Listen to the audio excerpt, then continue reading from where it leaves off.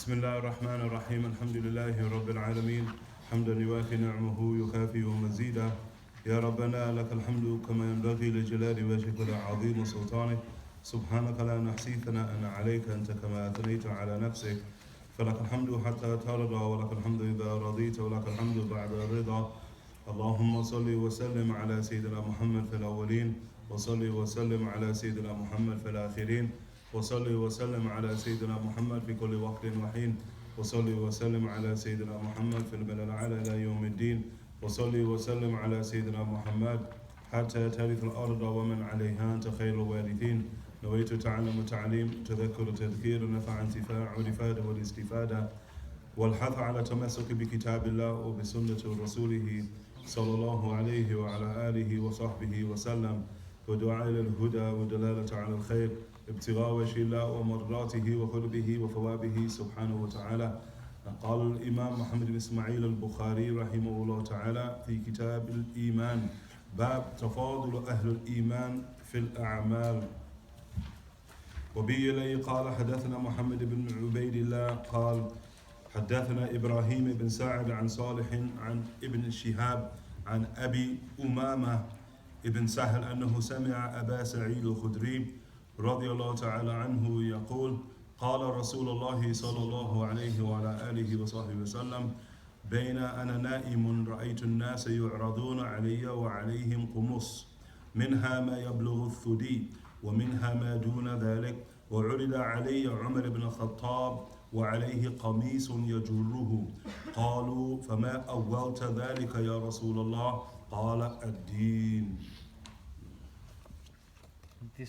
The disparate merits of the people of faith with regards to action.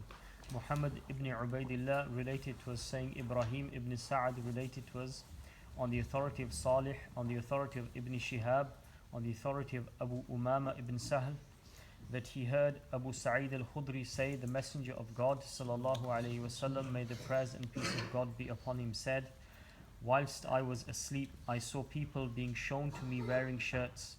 Some of them reached the breasts and others were beneath that.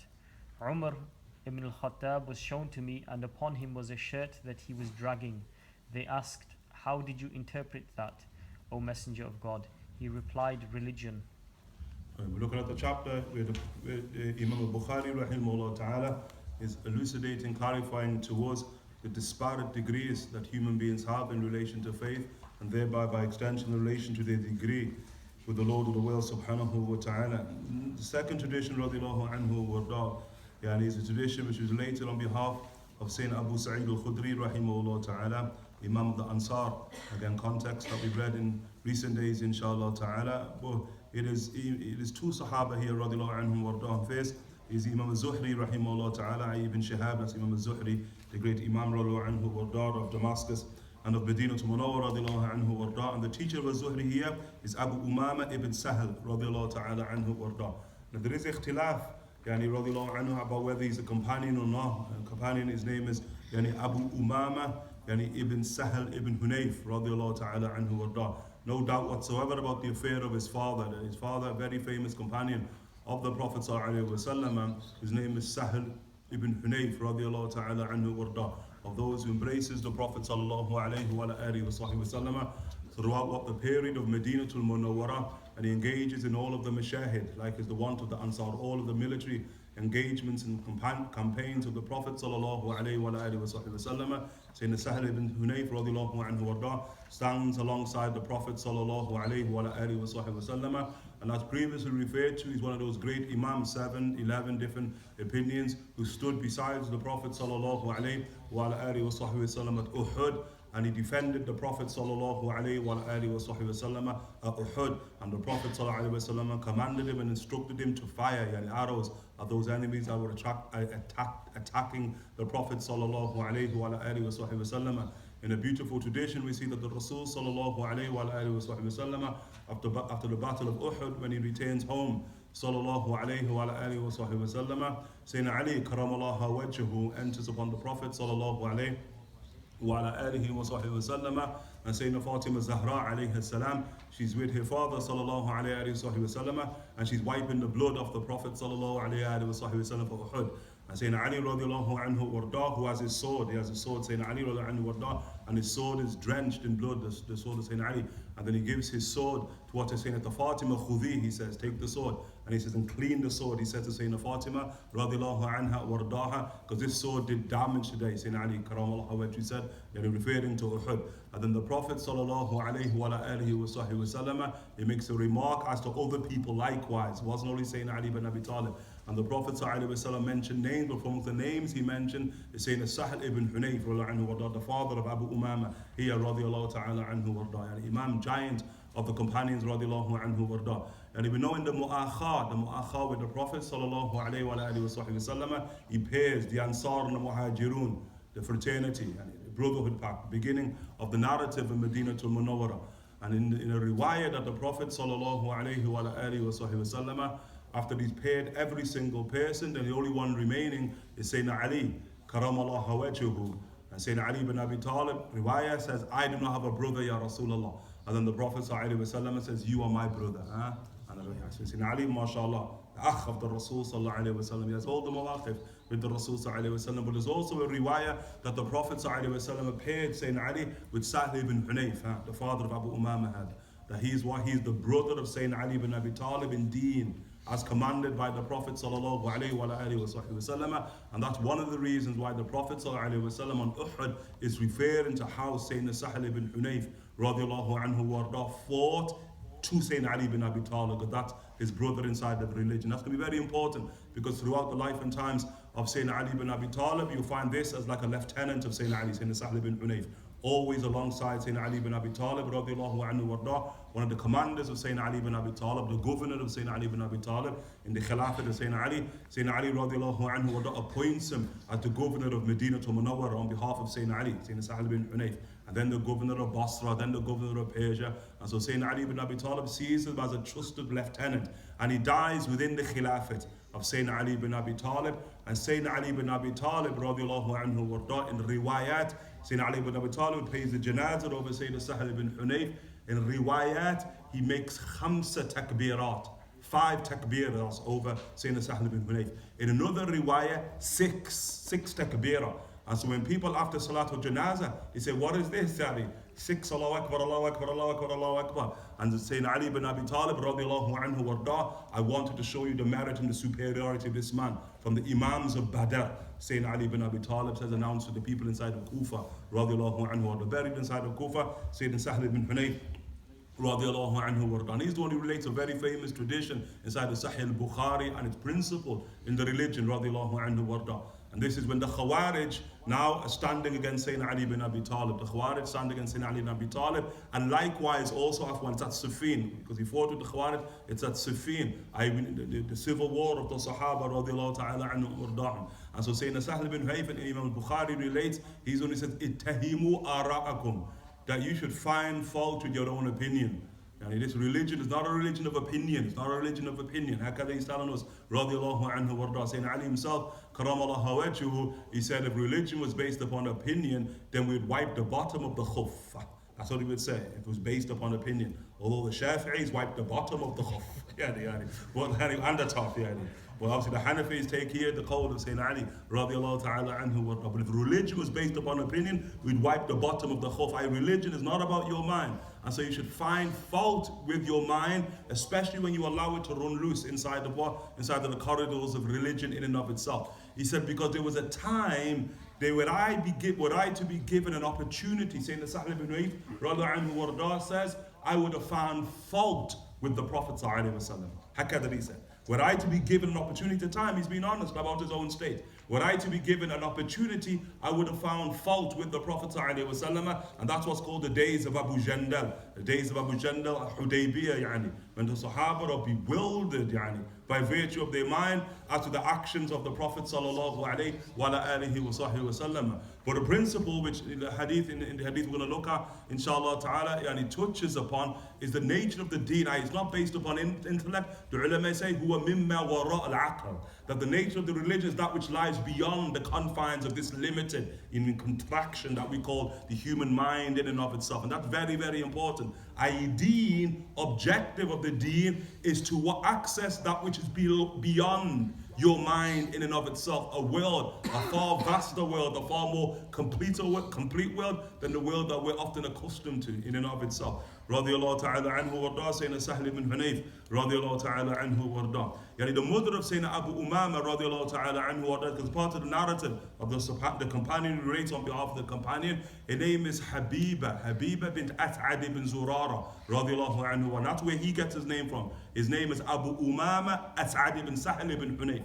Okay, and his mother is Habiba bin As'ad ibn Zurara. We looked at Sayyidina As'ad ibn Zurara radiallahu anhu warda briefly, an imam of the Ansar radiallahu ta'ala anhu warda, and by extension of the Tabi'een. And the barakah of the Ansar, from a perspective, you can place it onto this one man, Sayyidina As'ad ibn Zurara, the first of them, the first of the Ansar to believe in the Prophet sallallahu alaihi wasallam, Sayyidina As'ad ibn Zurara radiallahu anhu warda, the first person of the Ansar to give bay'ah to the Prophet ﷺ, Sayyidina As'ad ibn Zurara, the Naqib of Banu Najjar, the one who the Prophet ﷺ appoints as the leader of Banu Najjar, and then of those 12 Imams of the Ansar, the Prophet appoints him as the leader of the leaders. He's the supreme Naqib, Sayyidina As'ad ibn Zurara, radiallahu anhu warda, the first man to pray the Jum'ah, period, in the ummah of the Prophet ﷺ, Sayyidina As'ad ibn Zurara radiallahu ta'ala anhu warda, and Naqi al-Khadamat, when he gathers the companions, Kam minkum, how many of you were upon that day? Sayyidina Ka'b ibn Malik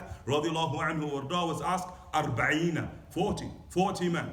And in the entire life of the Prophet ﷺ, only once, the time of the Rasul, only once do we see a Jummah not prayed with 40 men.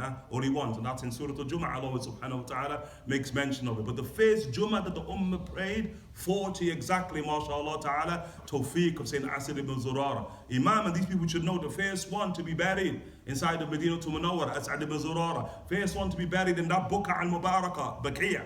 Sayyidina As'ad ibn Zurara radiallahu ta'ala anhu wa ardahu, mashallah tabarakallah. And there's a really beautiful tradition about Sayyidina As'ad ibn Zurara on the authority of the mother of Sayyidina Zayd ibn Thabit. So we know Sayyidina Zayd ibn Thabit, the neighbor and the great Ansari of the Prophet sallallahu alaihi wasallam, the collator, the compiler of the book of Allah subhanahu wa ta'ala, Sayyidina Zayd anhu warda. And the mother of Sayyidina Zayd anhu warda, she speaks about As'ad ibn Zurara radiallahu ta'ala anha wardaha. She said, I remember the time when Sayyidina As'ad ibn Zurara emerges from Mecca to Mukarram as a believer, radiallahu anhu warda. It's not just the riot of him praying the first Jum'ah, but Sayyidina As'ad ibn Zurara radiallahu anhu warda, he builds the very first masjid. She's saying he built the very first masjid inside of Medina to Munawwara in As'ad ibn Zurara. And they used to pray the 5 prayers. The mother of Zayd ibn Thabit said they used to pray the 5 prayers. This is why the Rasul, she had qabla muqaddam al-Nabi, before the Prophet ﷺ arrives, emerges in Medina, the Sahaba of Medina are praying the 5 prayers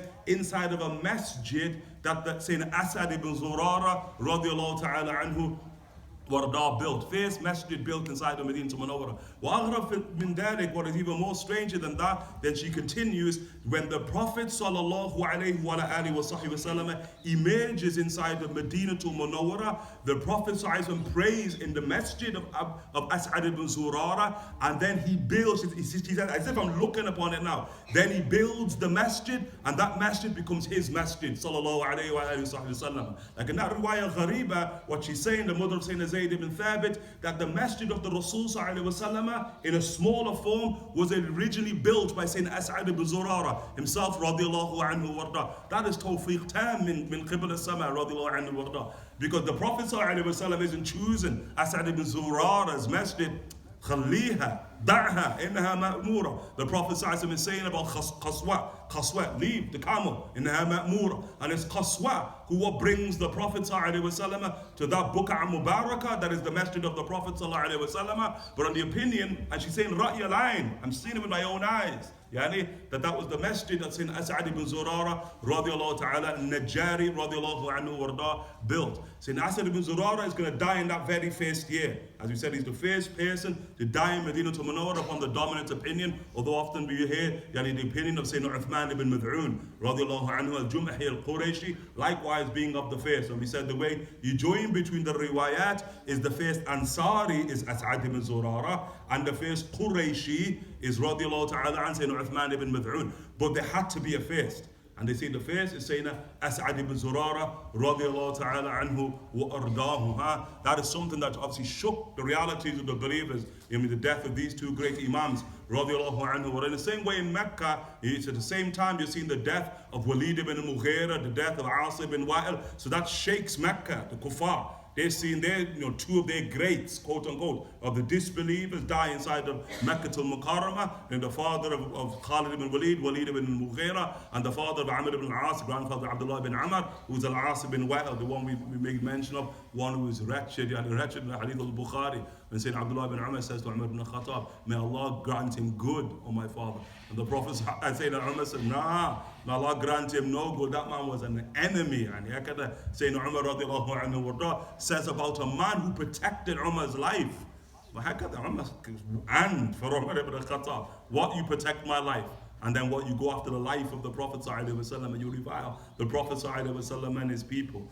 Okay, radiallahu anhu, saying As'ad ibn Zurara, radiallahu ta'ala anhu warda, and he blessed, really blessed individual. And we just want to stress this because we mentioned always a part of our religion is knowing his people. And Imam Al Bukhari rahimahullah ta'ala wants to speak to you about degrees of faith with Allah subhanahu wa ta'ala. Degrees are not abstract. Degrees are measured in accordance to the people of Allah subhanahu wa ta'ala. Remember, the previous tradition is more so looking at those at the lowest echelons of faith, to the point that it's like an atom's weight of faith they have inside their heart. Hakada Bukhari rahimahullah ta'ala wanted in the first tradition. Now he's moved to the very highest, radiallahu ta'ala anhu warda. He's going to make mention of Sayyidina Umar ibn al-Khattab radiallahu ta'ala anhu warda. And he's saying Asad ibn Zurara before he passed away radiallahu anhu warda. And they say he passed away from what's called like an angina, yani. And he was young, young. Asad ibn Zurara, very, very young. When he passed away, they said of those who took Bay'at al-Harb, of those 73 that took Bay'at al-Harb, he was the youngest of them.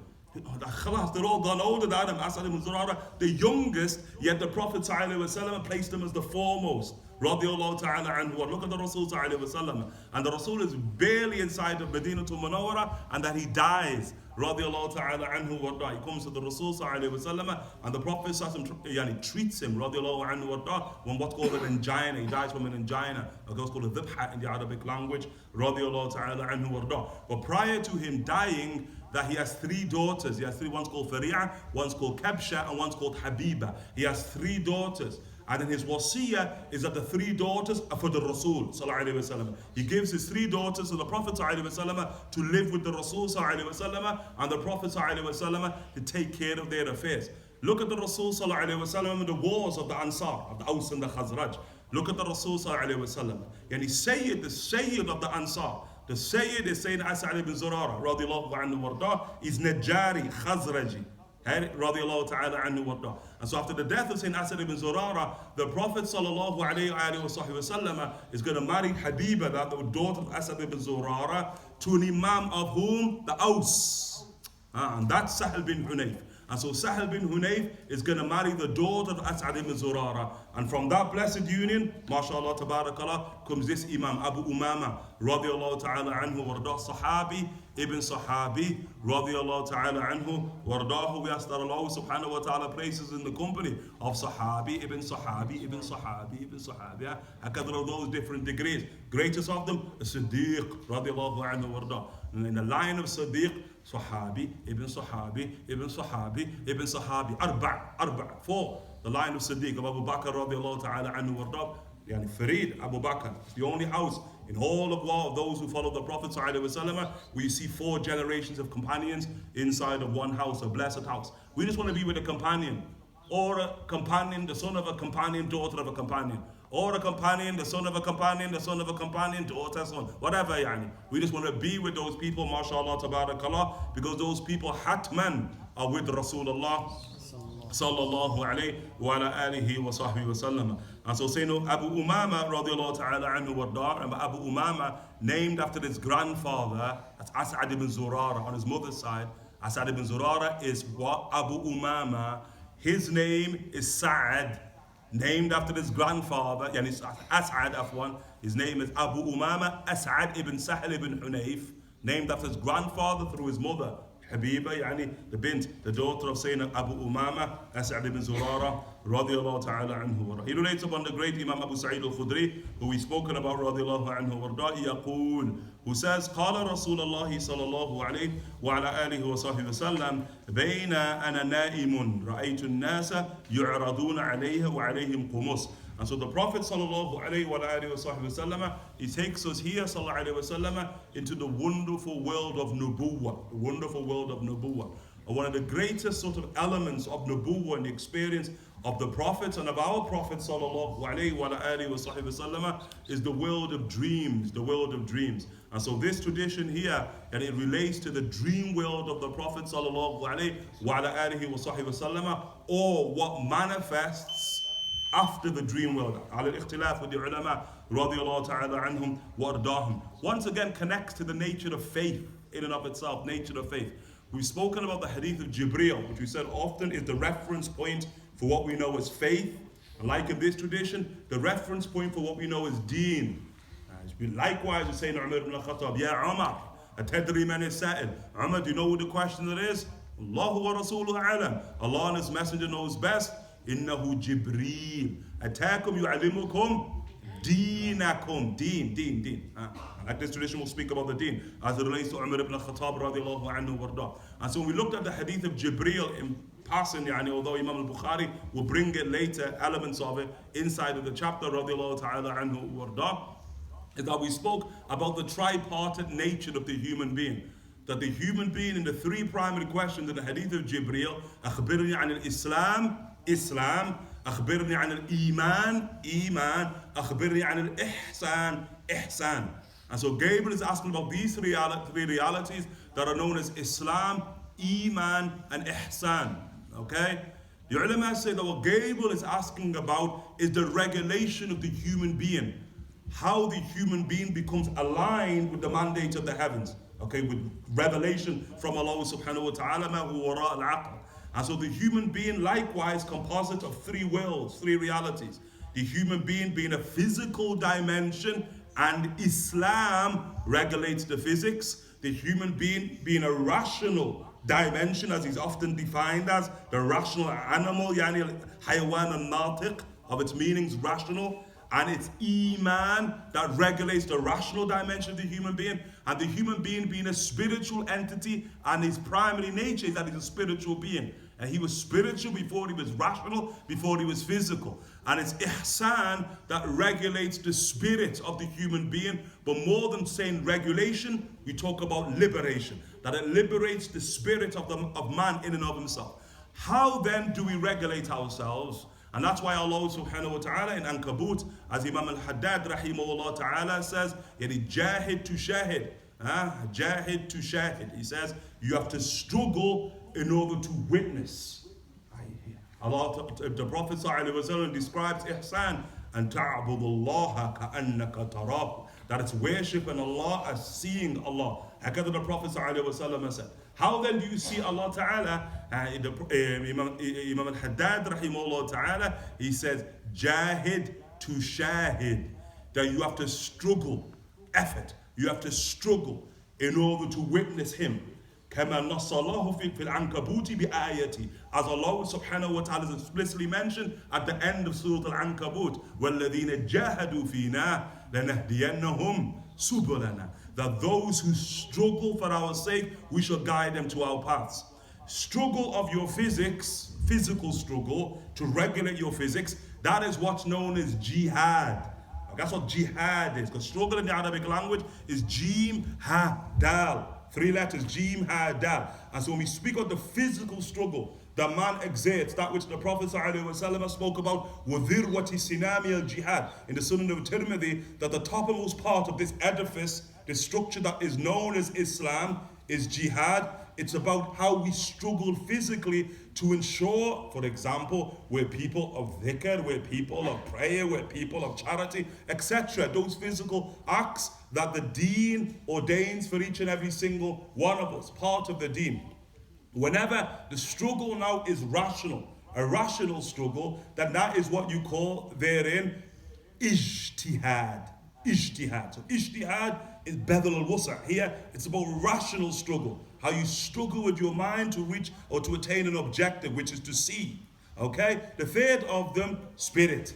And so the struggle of the spirit, mujahada. That's what you call mujahada. And so that's the struggle of the spirit, once again to be able to see. And so we struggle in order to witness. Because remember, each and every single one of us, the deen begins with a declaration of seeing, a declaration of witness. Ashhad. You see. What is it you see? Hakada ashhad an la ilaha illallah. What have you seen? And the ulama radiallahu anhu wardahum, they say you can't replace that word ashhad with any other word.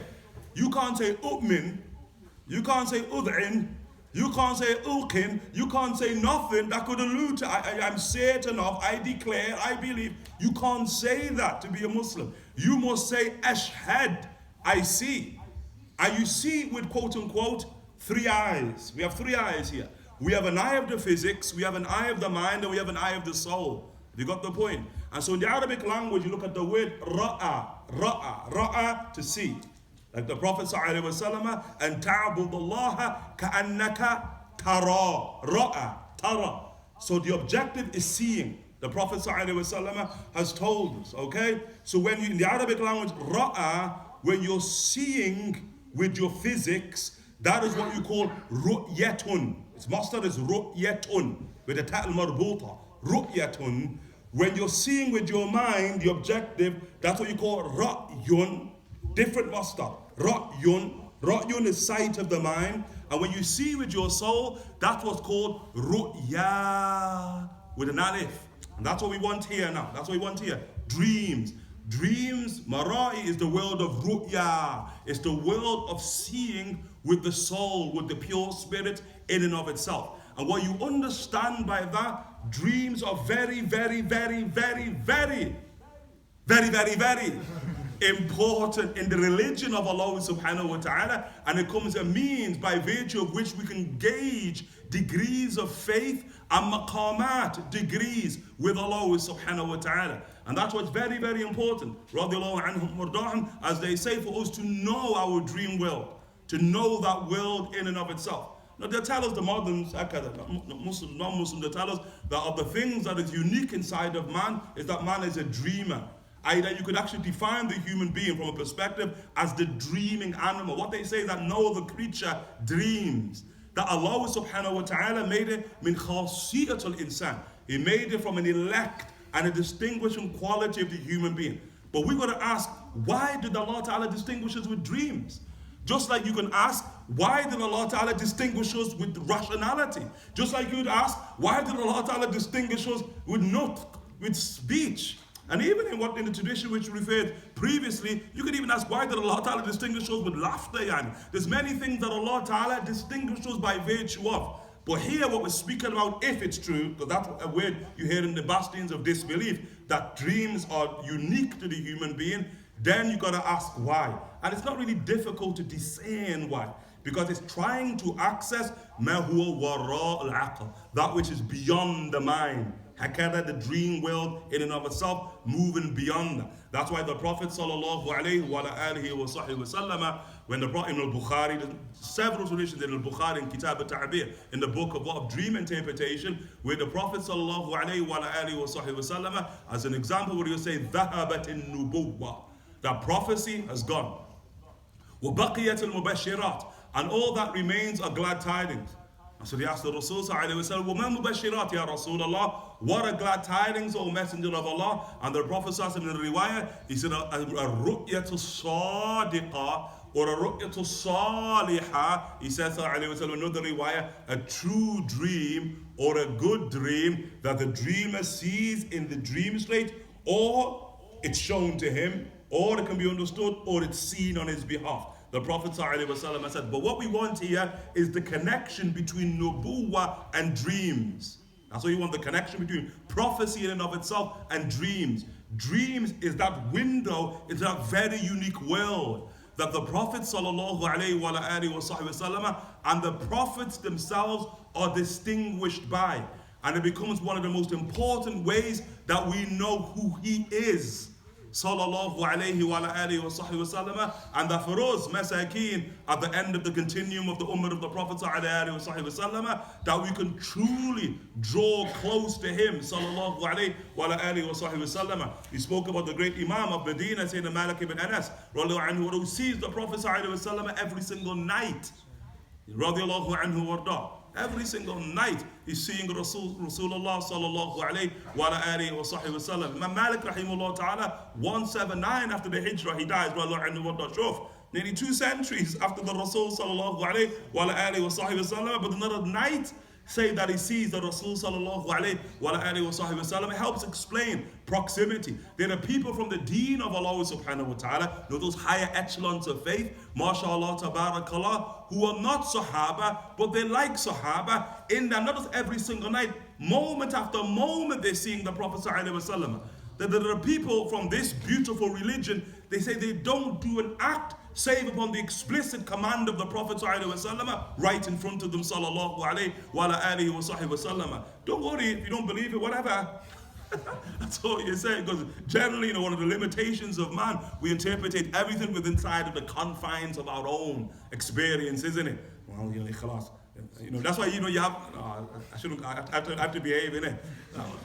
Last time. Those funny people there. That's why those funny people, those funny people are going to start saying, that nobody dreams of the Prophet. I think people are lying. They don't dream of the Rasul sallallahu alaihi wasallam. Like, why are they saying nobody dreams of the Rasul sallallahu alaihi wasallam? Because my man never had a dream,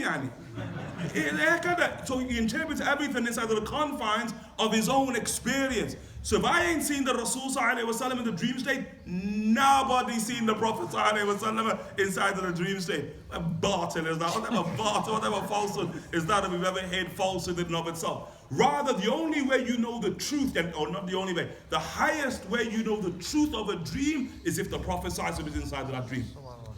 And he anchors truth, sallallahu alayhi wa alihi wa sahbihi wa sallam. And in every other dream, we've got to look at other things, We've got to look at other criterion in order to determine whether dreams are true or false. And even if somebody says, I saw Allah in my dream state, you seeing Allah Ta'ala in the dream state does not mean that dream is true. But you seeing the Rasul sallallahu alayhi wa sallam in the dream state means that dream is true. He anchors truth, sallallahu alayhi wa alihi wa sahbihi wa sallam. And so of the things that inshallah tabarakallah we draw from the actual chapter of faith is how are we with that type of will. That will tells us where we're at upon the scales with him subhanahu wa ta'ala. Often the ulama radiallahu anhum, when they speak about degrees of dreams and the different ways you can look at the different types of dreams, are you looking at the origin of the dream? Or if you look in terms of the scheme that Allah Ta'ala presents inside of the book of Allah subhanahu wa ta'ala, the lowest type of dream is what you call adghaf, and adghaf al-ahlam. So adghaf al-ahlam, adghaf al-ahlam that you find inside of Surah Yusuf are like mixed or confused dreams. They're mixed or confused dreams. Ulama radiallahu anhum presents the criterion for how we know the truth of a dream. So the ways you know the truth of a dream is that which you see inside of the dream state, first and foremost, does not contradict the aql. It doesn't contradict the mind. Okay, that's sort of the first. And the devil, who's going to be part of sort of our narrative of dreams, that's one of the ways he tries to interfere in the human spirit apprehending the true will, the world of spirit, the world of mithal. What is that? And that's one of the ways you can see that the devil playing with you right there, When something occurs, that yukhalif al-aql. How can you see a tradition inside of Sahih Muslim, that when a man comes to the Prophet ﷺ, as we see, we made mention of, that the Rasul ﷺ, ba'd al-fajr, after Fajr, that the Prophet ﷺ would ask the Sahaba, which one of you have what? I've seen a dream. And then those Sahaba who saw dreams, they would relate their dreams to the Prophet ﷺ. And if nobody related the dream, then the Prophet ﷺ, as we'll see in this instant here, that he would relate his dreams. ﷺ. And how beautiful is that, isn't it? Just to get into the world of the Rasul ﷺ. And the criterion that the Imams have for the truth of dreams does not apply to the Prophet ﷺ. He is the criterion. Whatever he sees is true. And the ulama ya'um, they say it with all of the prophets hakada. They say the dreams of the prophets is wahi, is revelation. The dreams of the prophets himself. It's all revelation, it's all true, it's all beyond the mind. It's for us mere mortals that's where the criterion comes. And so a man inside a Sahih Muslim, and here he relates to the Prophet ﷺ a dream. And in the dream, he said that his head was cut off. So his head was cut off, and then his head is rolling. Dong, dong, dong, dong, dong. His head is rolling, he's saying to the Prophet ﷺ. And he says to Rasul, and I'm watching my head roll. And the Prophet ﷺ, he said, don't relate such a dream to me in which the devil is playing with you. A devil is messing with your head right there. Sorry for the pun, yani. But he's just messing with your head right there, the devil, yani, literally. Because, and here they say, khilaf al-aql, how is it that you're seeing your head when your eyes are in your head? You get the point? It's a bit irrational right there, isn't it? And so the devil got you there. And so dreams must conform to the dictates, quote unquote, of the mind, yani, rationality. Quote, as we'd say in our day and age, science or whatever, empiricism, that it must sort of concur with that. That's the first of them. The second of them, the shara. It must concur with the law, sharia. And so the dreams cannot bring about anything that contradicts the law in and of itself. And that is why, there are imams who mention who they are, but they're known, I promise. But they are, khalas, so the imams, they're known. Some of them are of the opinion that dreams can actually be used for legislation, for tashri'ah, after the Prophet sallallahu alaihi wasallam. That's an opinion. Ahl Sunnah wal Jama'ah are going to sort of reject that, but it's an opinion that said. We mentioned that, like Ibn Taymiyyah, Ahmed Ibn Taymiyyah, he's of that opinion that a dream in certain instances can be used for tashri'ah. Are often in that, but it's about now the truth of the dream and ascertaining that dream is true in and of itself. But one of the actual principles, la yukhalif al-shara', it cannot go against the law in and of itself. And the third thing, radiallahu anhum wardahum, that they make mention of is the dream cannot be what you call adghaf. And the nature of what adghaf is, like if you take like dates, like grapes, I know when somebody like makes grape juice, the kuffar will say wine, but also it's grape juice in it. When you make grape juice, I know those little bits inside of grape juice, that's adghaf. That's what you call adghaf. And so adghaf is like qata'at, it's like little pieces. And so many of us, you can relate to this, that you see a dream, you're seeing something inside your dream, then it shifts to something else. Then you're somewhere else. It's all just cut up your dream. That there, adghaf al-ahlam, not true, The nature of true dreams, it's just one narrative extended. That's a true dream. It's just one beautiful narrative. It can't be all of these, you know what I mean? End of part one, beginning of part two, It can't be like that. Like films are, that's films, dreams, or I'm dream world. We ask Allah Ta'ala for safety and security. And so the Rasul doesn't have adghaf, doesn't have those type of dreams. Sallallahu alayhi wa ala alihi wa sahbihi wa sallam.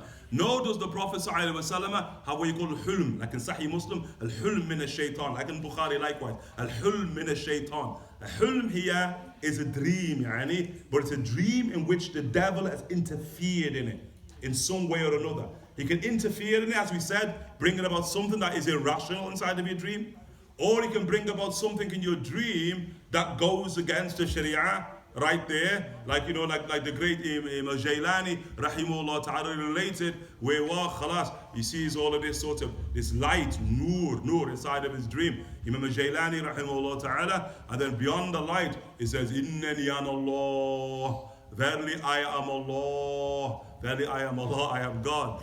And he says, yeah, Abdul Qadir, due to the degree that you have attained, that prayer is no longer incumbent upon you, and you're going to try that, you're going to try that. The devil, as Allah Ta'ala says, indicate the shaitan kind of da'ifa. The destruction of the devil is weak, Man, devil came to one of us in the dream and said, khalas, you don't have to play Fajr when you wake up in the morning. And saying that he's Allah Ta'ala. You're like, man, what my man going on with, You can't be Allah Ta'ala. That the least of us would understand that ain't true, And so Jailani, rahimahullah Ta'ala, he takes a stone, and he throws it at the light. And he said the light then turns into smoke, into dark smoke. And then then the voice comes out, verily I am the devil. That's a devil. And he said, Ya Abdul Qadir, I fooled 1,000 of Allah's awliya with that same trick. Don't believe him, yani. You get the point? Most of us are going to believe, oh, did he? He fooled 1,000 awliya. The devil's a liar, man. He's a liar. And he fooled 1,000 awliya. But the point is, he's commanding something in the dream that goes against the sharia. And so it's easy to discern that ain't true. That's how the devil, how he wants to come, and he come at you from quote unquote that angle in and of itself. It's called the hulm. Likewise, also one of the ways you know a hulm is how the dream world affects the physical body. Because the basis of dreams, remember, is the world of spirit. Yet the world of spirit can affect the body in and of itself. Like we're saying, Ali ibn Hurmuz, radiallahu anhu, in the famous dream, that he had Ghazali, radiallahu anhu, the Prophet has him whipped. And then when he wakes up, Ibn Hurmuz, when he wakes up, he has the lash marks upon his back, which he had to the day he died. True dream. But the truth of the dream there, anchored by seeing the Prophet ﷺ, anchored by seeing Abu Bakr, anchored by seeing Umar, anchored by seeing Abu Hamid al-Ghazali, rahimahullah ta'ala, inside of his dream. But the point is anchored by the presence of the Prophet sallallahu alayhi wa alihi wa sahbihi wa sallama. And so a true dream can affect your physical body, okay? But if it affects your physical body in a way that, many of us are all too familiar with, innit? Wet, little laugh there in that corner there. Which one of you are laughing there? You know, innit? Wet dreams. See those wet dreams there? Ihtilam. Those wet dreams. And you thought it was true, innit? You thought you were going to marry that woman inside. That's what you thought. Yeah, you thought that, innit? La, the dream was not true, yani. Devil playing with you right there. Al-hulm min ash-shaytan, yani. So when you have a dream, that what? Affects your physics in that type of way, when you wake up, yani, that is not a true dream, it's actually a demonic dream. The devil has actually interfered with you. The Rasul sallallahu alayhi wa alihi wa sallam, never had a wet dream. Never. Sallallahu alayhi wa alihi wa sallam. So we understand it from that wedge, okay? And then you have the dreams, the high dream, that's a hulm from the devil. Then the Prophet ﷺ speaks of the highest types of dreams, these mubashirat, which are true dreams, and true dreams, they can be good or they can be bad. That's very, very important. They can be good. It's true, yani. It's the spirit now in the world of the Amr, in the world of sort of, divine imperative, the world of spirit. It's seeing destiny as it descends from the throne of Allah subhanahu wa ta'ala. And so a true dream, you could be seeing good destiny being ordained as it descends, or you could be seeing bad destiny. Khair wa shar an tu'min bil qadari khairihi wa sharrihi.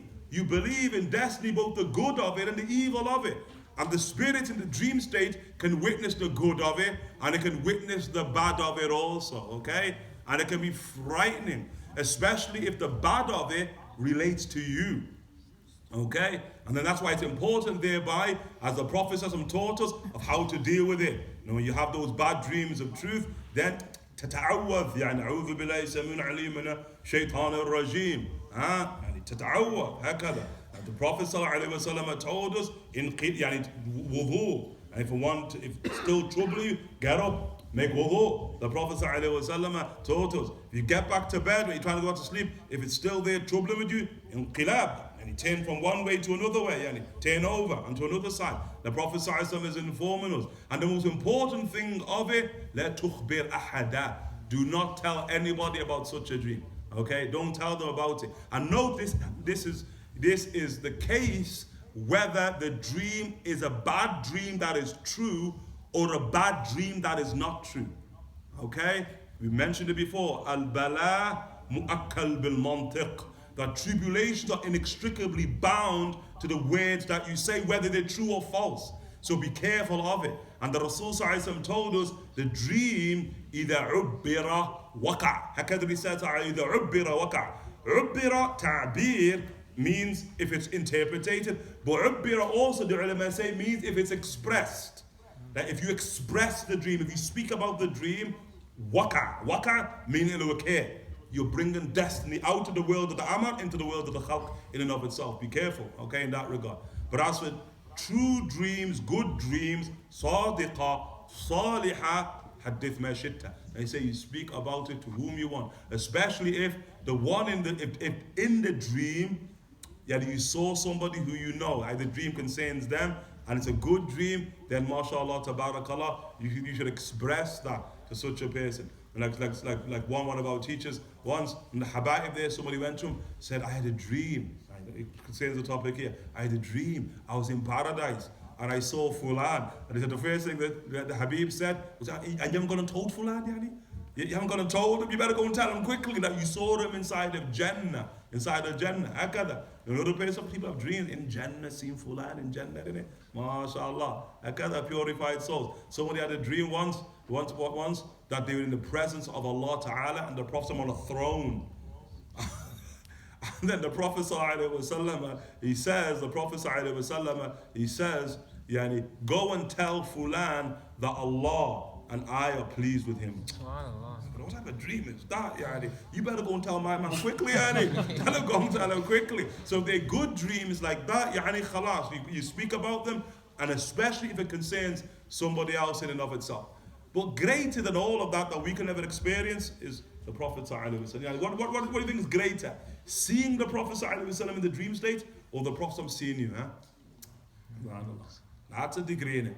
And look at Umar ibn Khattab radiallahu anhu warda, blessed in this regard radiallahu ta'ala anhu warda. And so the Prophet ﷺ, bayna ana na'im, and whilst I was sleeping, ra'aytu nas, I saw people. He said, yu'raduna alayya. Look at the Rasul sallallahu yu'raduna alayya. Araftum, they're all being shown to me. Shown to me. Imam Katani rahimahullah ta'ala, when the Prophet ﷺ, he said, urida alayya al-anbiya, that the prophets are shown to me. He knows, he said, not that he was shown to the prophets, yani. They're shown to him. He said like the king. That's what he said, like the king, yani. Or often it's shown to the Rasul sallallahu alayhi wa alihi wa sallam. Look at humanity being shown to the Prophet sallallahu alayhi wa sallam, the different degrees that they have with Allah subhanahu wa ta'ala. Wa alayhim qumus. And they're wearing shirts, qumus, they're wearing shirts. The Prophet ﷺ says. And obviously this, the world of spirit, the world of spirit, the dream, it's seeing things quote unquote in a more symbolic fashion. Although sometimes symbolism can manifest in literalism inside of the dream world, and the mu'abbir, the one who understands the dream world, is able to discern whether something is literal or whether something is symbolic. The Prophet speaking of qumus, they're wearing shirts. And this also refers to the statement of Allah subhanahu wa ta'ala, and which relates to the chapter of Imaan, as we looked at in the very beginning, radiallahu ta'ala anhu warda, that Imaan is taqwa. It's taqwa. These terms likewise can be synonymous. And Allah ta'ala says, وَلِبَاسُ taqwa ذَلِكَ خَيْرٌ. So Allah ta'ala says that taqwa being a libas, being a raiment, being a dress, taqwa. And people of disparate degrees in taqwa, disparate degrees in faith. And so the Prophet ﷺ says, of the people that he saw, minha ma yablughu thadi. He said that they were thudi, that there was of those who were, the shirt they were wearing only came down to their chest. That's it. It's just barely covering them. But the top part, what about what's beneath it? Or often, like they are like get the point. Kasiyat, ariyat, as the Prophet said. They're dressed but they're undressed. Kasiyat, ariyat. And then the Prophet, obviously those, okay, what type of faith is that? What type of taqwa is that? When khalas, all that you have is that which can just khalas, cover your topmost part here, up to here, but nothing beneath. Then the Prophet said, وَمِنْهَا مَا دُونَ ذَلِكَ. And from them, there were those whose what shirt was duna dhalika. And duna here, a context here in the Arabic language is from what's called adodad. It's adodad. It's from what's called adodad. Adodad means, it's a word, it means signification as well as its antonym. It's adodad, Arabic language full of such words, adodad. They mean opposites. So duna, the ulama say duna could mean he's seeing them as translated there beneath. Some had it less, coming down from the chest area, or duna could mean less up here. You get the point? It has both meanings, and both mean it's not either or. Hakada, you made mention of the symphonic nature of the language of the Quran, the language of the Prophet ﷺ. They say many things simultaneously. MashaAllah, tabarakallah. And so here, there's people of different degrees. Because as you know, khalas, at least something. But there are those whose faith is less, and less, and less, and less. And then there are those, nasa Allah salam wal afiyah. And look at the Rasul sallallahu alayhi wa alihi wa sallam, because the Rasul sallallahu alayhi wa sallam does not want to see your shame. You get the point? But look at the adab of the Prophet sallallahu alayhi wa sallam. He only is going to literally make mention of those who have some type of clothing. Yet there are those who are going to lack it. We're going to lack it, yani. Because what type of clothes did they have inside of the world? Real clothes. All of us, we're obsessed with Armani, we're obsessed with Gucci in it, we're obsessed with those type of clothes, yani. The clothes of fasaqa, kafara, yani. And we want to dress like whom, yani. And we want our children to dress like whom, yani. Who do you want them to dress like? That the Prophet sallallahu alayhi wa sallam, outwardly and inwardly, who dresses better than him? Sallallahu alayhi wa sallam. And where's the desire of ourselves, and where's the desire, quote unquote, of our youth, yani, to want to dress like Rasulullah sallallahu alayhi wa sallam. It's important to look at those Sahaba, As'ad ibn Zurara, youth, yani. All those who surrounded the Prophet, and Ali ibn Abi Talib, mention of youth, yani, these are all youth who surround the Rasul sallallahu alayhi wa sallam, and quote unquote, yani, if it's about style, there's nobody more stylish than him. You just better believe that, yani. There is nobody more stylish than the Rasul sallallahu alayhi wa sallam. Yani khalas, people have this weird like swagger. There's nobody who has swagger like the Rasul. Yani, whatever we want to define it. Anything that truly attracts the human heart, yani the pure heart, the Prophet sallallahu alayhi wa sallam has it, sallallahu alayhi wa sallam. And so there are those, in another riwayah in Muslim, the Prophet sallallahu alayhi wa sallam mentions that there are those whose clothes come down to their waist area. So there's a tradition that clarifies different degrees. Another tradition of those he saw, it came down to their knees. Of those who he saw, it came down to nisf al-saqay, it came down to the mid part of the shin. The Prophet ﷺ is seeing different degrees of people as it relates to libas or taqwa. And then, mashallah, Umar ibn Khattab. Then Umar ibn Khattab is shown to the Prophet ﷺ, Qamisun yajurru. And he has, like the Queen on Coronation Day. You seen it with that? Have you seen the dress of the Queen? The flows all the way behind. Anyone seen it? Man, innit? Use it all Corbanites, innit? You get the point. Get rid of the monarchy. That's how you use it all out, innit? Heck of the kings, yani. That's something of it. And the Prophet sees Umar ibn Khattab, king of the dunya and the akhirah, radiallahu anhu warda, and his garment is flowing behind him, radiallahu anhu warda, fully dressed. Heck of the people of taqwa. It's like when the Prophet sallallahu alayhi wa sallam, when he made mention in the tradition that human beings are resurrected, hufa, he said, sallallahu alayhi wa sallam, were resurrected barefoot, naked. هكذا. Sayyidina Aisha radiallahu anha wardaha, she said, الناس ينظرون بعضهم إلى بعض ينظر بعضهم إلى بعض. He said, people, when everyone's naked, people are going to be what? Are going to be looking at each other. And the Prophet sallallahu alayhi wa sallam said, اليوم أشد, yani. That day is too dire for that. For you to be checking out somebody's nakedness upon that day. Like the Prophet ﷺ said.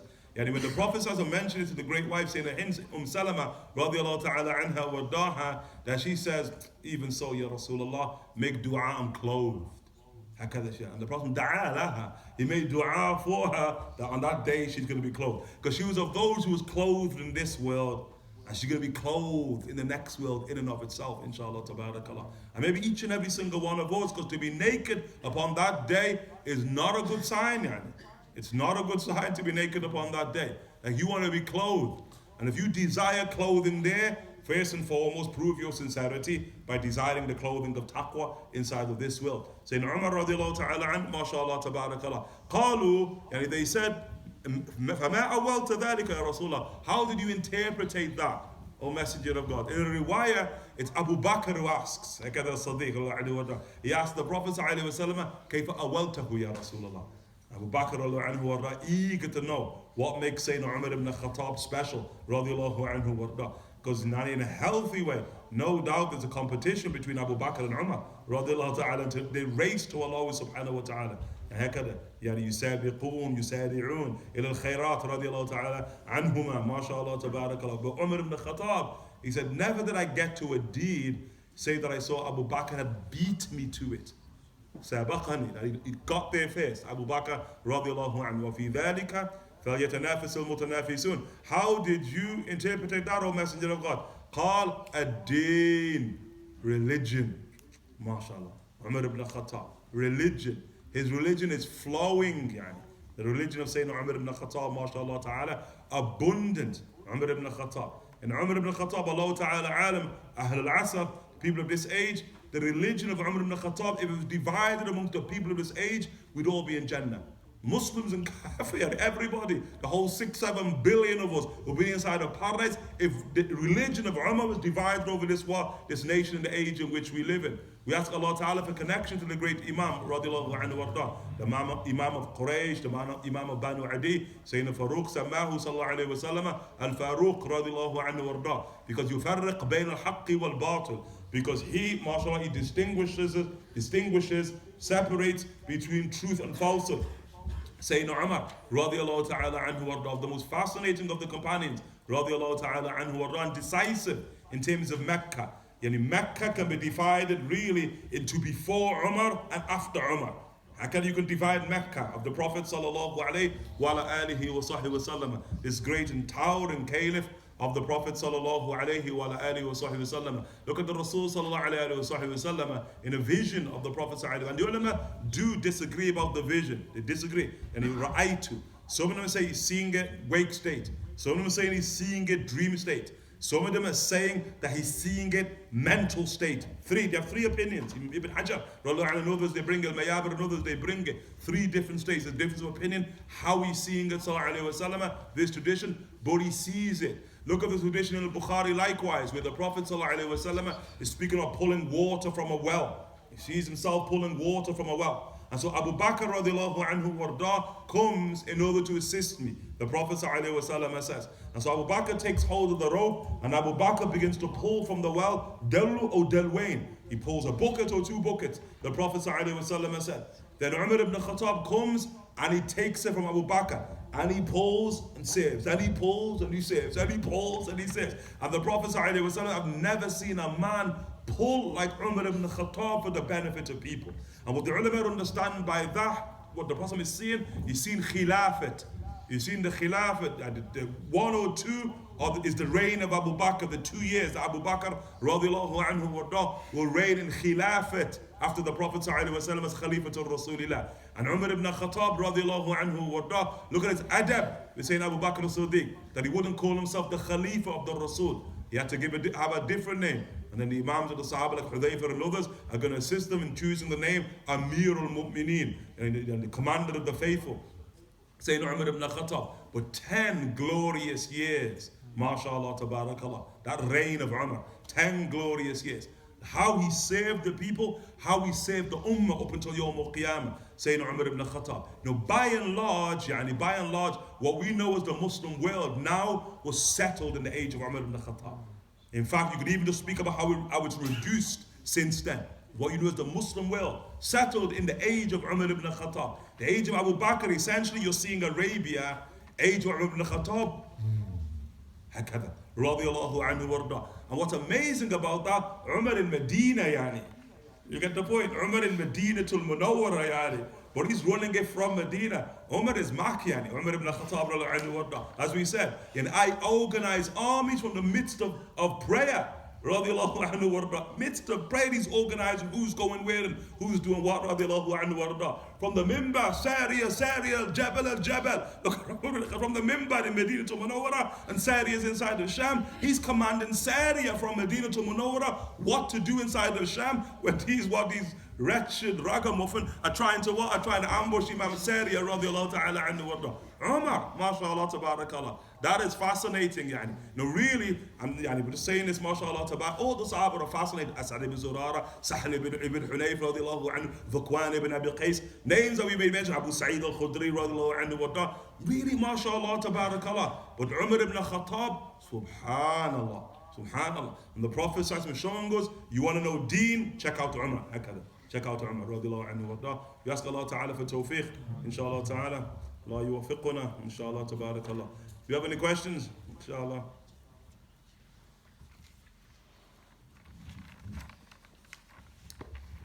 Sheikh earlier mentioned when we go through the river of life and you come out with the same complexion as the Prophet Sallallahu Alaihi Wasallam, will we be dressed exactly like the Prophet Sallallahu Alaihi Wasallam? And then you said that will be 100 foot in height. What about the age? That we will 33 we said, at the age of Jesus alayhi salam. 33 or 34 years of age. What about the sisters? What do you fancy? Well, whoever's available.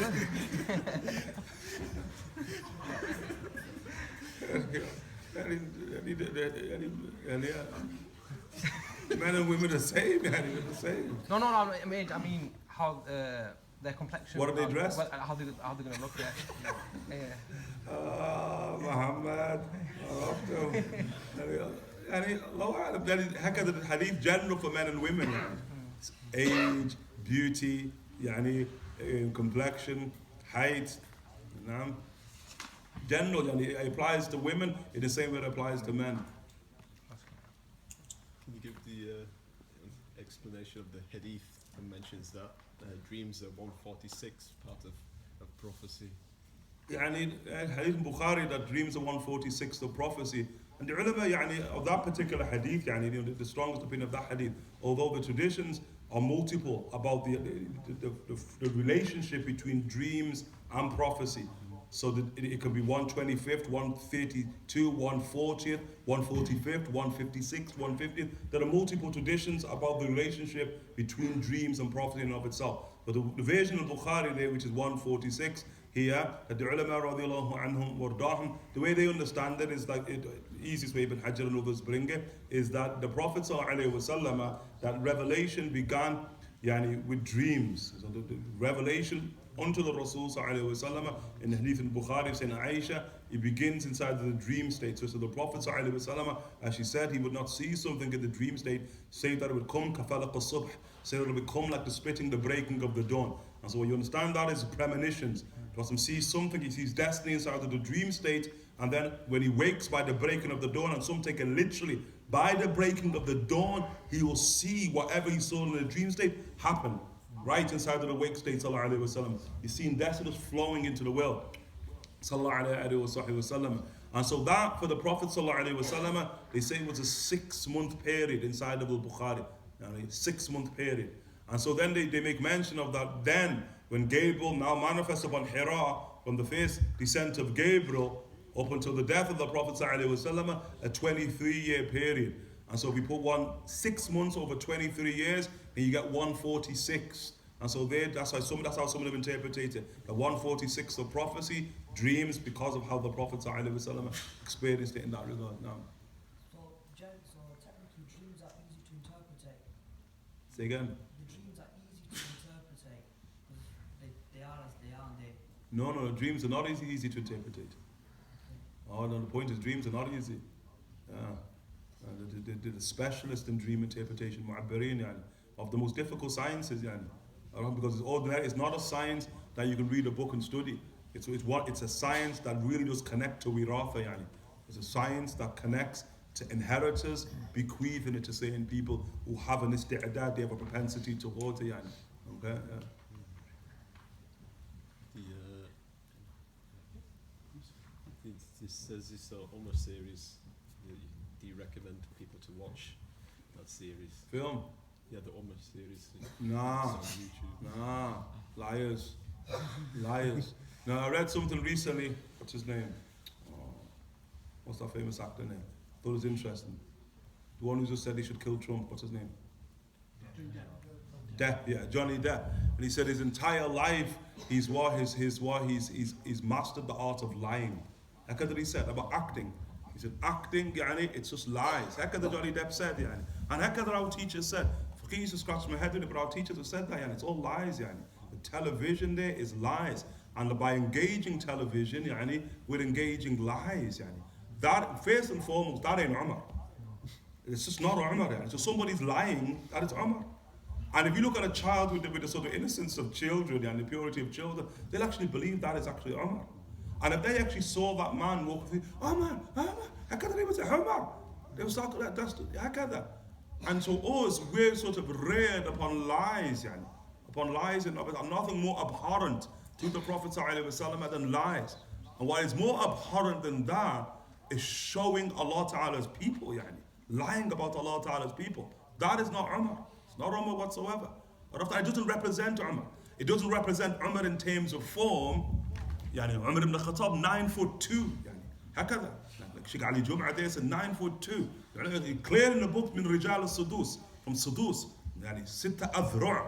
You times 6 by 48 centimeters, you're moving towards the height of Umar ibn Khattab. Rijal al-Sudus, yani, excess of 9 foot. My man ain't 9 foot. I ain't seen it, yani. So don't understand. I guarantee you, he's not 9 foot, yani. He ain't 9 foot. Mushkila. You know, Umar ibn Khattab, jet black in colour.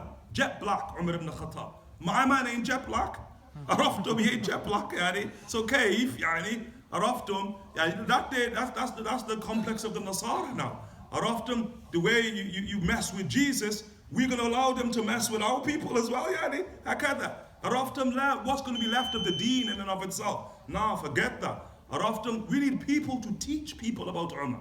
That's what you need, yani. Araftum, hakada, you need, mashallah, tabarakallah, people who will teach you about Abu Bakr, about Umar, about Uthman, about Ali. People who will teach you about Sayyidina Fatima and Sayyidina Khadija and Sayyidina Aisha, radiyallahu ta'ala anhum ajma'in. Are we going to let that little Dajjal there? And he does khalas, tell us like how Umar ibn Khattab was, how Sayyidina Maryam was, alayhim salam. And now you want to tell us how the Prophet ﷺ was.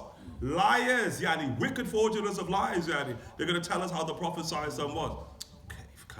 And we're going to settle for that. Not only are we going to settle for that, we'll be like, yes, film with the Rasul is out there, yo, your popcorn. Yeah, you got your big sort of, your big size Coca-Cola beside you. Yeah. Sallallahu alayhi. Oh, come on, yani, come on. We got to be serious yani, about this deen, yani. Be serious about the deen. And we're being serious about the deen is how serious we are about its people, yani. Inshallah, tabarakallah. Naam. Just going back to the dream element. So if somebody believes they've had some sort of genuine dream, where do they go to get it interpreted? Yeah, you got to find the people who are skilled in that, yani. Skilled in that. Alhamdulillah, look at how Allah Ta'ala yani, compensates. Allah Ta'ala compensates. Why? Because Allah Ta'ala's people, especially as it relates to issues of wiratha. Wiratha are those yani, sciences that only come through Allah Ta'ala's people, and they're given to people who have special propensities, dispositions, okay? Or, as the Prophet ﷺ in Bukhari and others and what have you, about knowledge is getting less. Jahl is getting, ignorance is getting more and more of the science at the end of time. But knowledge getting less, especially in the sciences of wiratha, especially in those. In quote-unquote sciences where you can go and sit there and people want to study sort of the principles of tafsir, etc., or they want to study the principles of hadith, or they want to study fiqh, or they want to study aqidah, to all those sciences to a degree, khalas. Many people can teach you that, yani, are often, but certain things, la. Yani, min as-sudur ila sudur, from heart to heart in and of itself. And the science of dreams is one of them. But look how Allah Ta'ala, as those people get less, look at Allah Ta'ala, as we mentioned, the balance, the justice of Allah subhanahu wa ta'ala. Allah subhanahu wa ta'ala, the dreams now are moving from the world of symbolism to the world of literalism. Such that people don't really need mu'abbid. The time will come where you won't even need somebody to interpret the dream for you. As the Prophet ﷺ and his faith, as the Prophet ﷺ said, that the time will come, the end of time will not come until the dream of the mu'min, la yakad and yakdhib. The dream of the Muslim will almost never lie, yani. Never. And they're going to be seen adghaf al-ahlam. The devil ain't going to be interfering in them whatsoever. And then the dreams will not be symbolic in nature, but they'll be very, very literal. So it'll be very easy. How can Allah Ta'ala compensates? Never does Allah Ta'ala take, say that He also gives in another way, subhanahu wa ta'ala.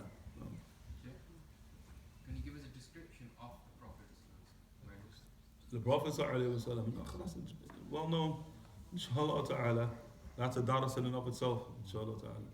No, inshallah, it's a daras in and of itself, inshallah ta'ala. Or the clothes then, how to clothes. That's a daras, and a daras, and a daras. The Prophet ﷺ, it's a whole science. As the science of Shama'il is going to discuss the khalq of the Prophet ﷺ, the actual physical form of the Rasul sallallahu alayhi wa sallam, and they'll discuss also what clothed that physical form, as all part of these chapters of the khalq of the Prophet ﷺ. But the good questions, important questions, it relates even to this dars, because how you see in the Prophet ﷺ can also determine degrees of faith. Okay, how you see him sallallahu alayhi wa sallam. And so seeing the Prophet sallallahu alayhi wa sallam exactly as Umar ibn Khattab saw him, that there, mashallah, if somebody sees the Prophet sallallahu alayhi wa sallam as he actually was sallallahu alayhi wa sallam. And how rare that is. That's rare, which tells you a lot about our age. And when people see the Prophet ﷺ, they see the transmutation of the soul of the Prophet ﷺ into a form often that is palatable for the dreamer. Okay, but they're not seeing the Prophet ﷺ in true form. Okay, that they ghalib. Yani, if you took, Allahu Alam would even say 1,000, you took 10,000, 100,000 dreams of the Prophet ﷺ, maybe one of those is seeing the Prophet ﷺ in his true reality. Okay, but the different ways the Prophet appears inside of the dream state often indicative of the state of the dreamer. Sheikh, you mentioned how the acts impact the heart. What impacts the heart more? Is it a sin in a negative way, or a good act in a positive way? What impacts the heart more? So is it should you be more worried with the absence of good deeds or the presence of sin? No, Allah Ta'ala, as in Bukhari, the Prophet ﷺ says about Allah Ta'ala, and Allah Ta'ala Hadith Qudsi, Rahmati sabaqat ghadabi, and my mercy outstrips my wrath. So Allah Subhanahu wa Ta'ala, Dhul Jamal wal Jalal, but in relation to his creatures, the Jamal, the beauty of Allah Subhanahu wa Ta'ala, is greater, more overwhelming than his majesty for us. We have a greater portion of it. And the point we want from that is that good outweighs bad. You get the point? Like the Prophet ﷺ, وَاتْبَعْ سَيْئَةَ حَسَنَةَ تَمْحُوهَا. And he follow up a bad deed with a good deed and it wipes it out. Bad deeds don't wipe out good. Good wipe out bad. They have a stronger propensity. You can see it, like as we made mention of as an example with we mentioned Imam Al Haramain, Imam Al Juwayni rahimahullah ta'ala, that the weight of deeds relate to what? Ajr, the reward of the deed. And so like the hadith in the Bukhari by Abdullah bin Abbas, ثُمَّ بَيَّنَ ذَلك. The Prophet is going to clarify that. مَنْ هَمَّ بِسَيِّئَةٍ وَلَمْ يَعْمَلْهَا. The one who now wants to do something bad and they don't do it, Allah Ta'ala writes a good deed for them. Whoever intends to do a bad deed and does it, Allah Ta'ala writes one bad deed. They do it. So now you're looking at the weight of evil here is one. When hamma bil hasana, whoever intends to do good, araftum, then here Allah, the Prophet ﷺ, he said, 10, 10, and ila 700 ضعف to 700 ila ad'afin kathira, even above that. And so the basis of a good deed, it weighs, the most simplest good deed, it weighs 10 times heavier than bad deeds. You get the point here? And so here, good, more important, especially in the age in which we live in, in the age in which we live in, although, in the age in which we live in, there has to be like a strong focus upon doing good, regardless of, because people, the devil, play with you like, look, shuf, you got so much going on in your life that contradicts the law. Nah, how can I pray? How can I? When I'm in sin, I'm just drowning in sin. Whatever, you're drowning, whatever you're drowning, your lifeboat there is what is good. Just do good. Do good. Do good and wipe out the bad, the Prophet said. If we're recording our dreams, like writing them down, apart from some of the points we mentioned, is there anything else that we should record with respect to our dreams? Like the time of day or... No, you could mention any time of day. There's a hadith there of Sayyidina Abu Sa'id al-Khudri who relates a hadith of the Prophet ﷺ in Asdaq al-Ru'ya bis-Sahar, that the most truthful of all dreams is in the Sahar, is in the last part of the night in and of itself. And so times are very important, like when you had the dream, because there are times that are more susceptible to truth and times that are more susceptible to bad, to falsity. Okay, so when a person dreams, very, very important. You get the point? Important. Places can be important. Very, very important. What's also important is saying dreams is that, and some make it as a precondition in a dream in and of itself, that the dream, in order for it to be interpreted, you must remember everything about it. So you want everything, like as much details as possible inside of that you're seeing, you want it all, yeah, and you want to be writing it all down. And some of them place that as a condition. And they say if you don't get it all, if you don't remember it all, then it can move into the sphere of adghaf. It's been cut up, the dream in and of itself. You need it all.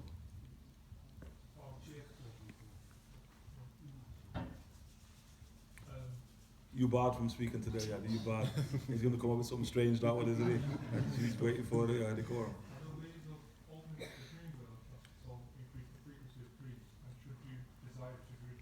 Say again, sorry. Are there ways of increasing the frequency of seeing dreams or opening the dream work for yourself? And should you desire to dream? Yani, should you desire to dream? Obviously, because it tells us a lot yani, about ourselves. Yani. And even the worst type of dreams, and even they say the adghaf and all of that, the worst, because they're the dreams that are projections. What do you mean projections? And the dreams that your experience inside of the world is now projected into your dream world. Okay? They're lower dreams. They're from the adghaf, those type of dreams. But even the benefit of those type of dreams, it tells you where your connections lie.